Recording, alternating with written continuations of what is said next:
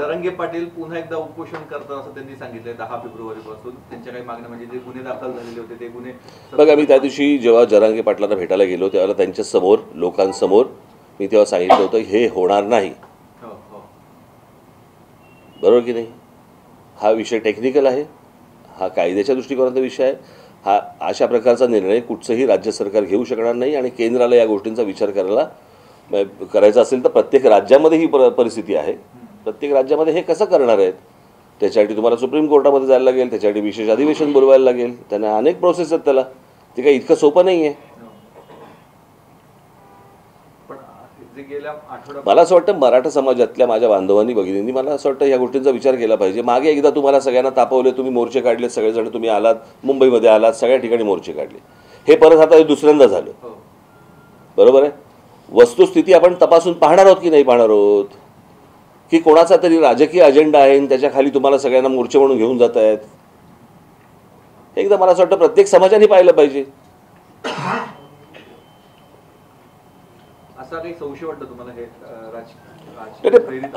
मला सांगा ना, त्या दिवशी मुख्यमंत्र्यांची भेट झाली आणि बाहेर पडले, विजयोत्सव साजरा झाला, काय विजय मिळाला? कोणता विजय एकदा कळू तर देत. जो मराठा बांधव भगिनी जे गेली असतील तिथे मोर्चाला त्यांना कळलं का काही काय झालं नेमकं? आणि जर झालेलं नाहीये त्याच्यामध्ये जर समजा तुम्ही आनंद व्यक्त करत होता तर आता परत उपोषणाला कशाला बसताय? झालंय ना ती गोष्ट तुमच्या मते, मग परत उपोषण कशासाठी?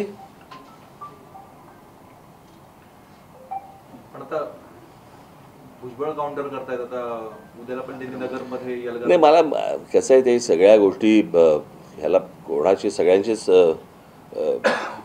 काय म्हणू आपण त्याला इंटरेस्ट आहेत आणि आतून वेगवेगळ्या लोकांचे पाठिंबे आहेत. तुम्हालाही माहिती आहे या सगळ्या गोष्टी काय आहेत. त्या बोलण्यातही काही पॉईंट नाही कारण ती तुम्हाला काही उघड गोष्ट नाही आहे ती तशी, पण म्हटलं तर उघड गोष्ट आहे.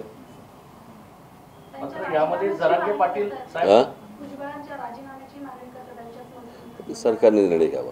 मी काय आरक्षणाच्या प्रश्नामध्ये मनोज जरांगे पाटील फसले का फसवले गेले सरकारकडनं काय माहित. कारण की त्यांनी आनंद उत्सव देखील साजरा केला, परत उपोषणाला.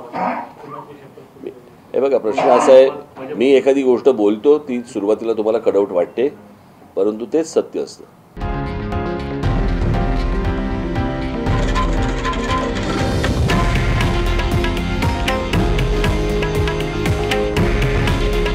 हे आहे देशातील नंबर 1 न्यूज नेटवर्क आणि आपण पाहत आहात TV9 मराठी.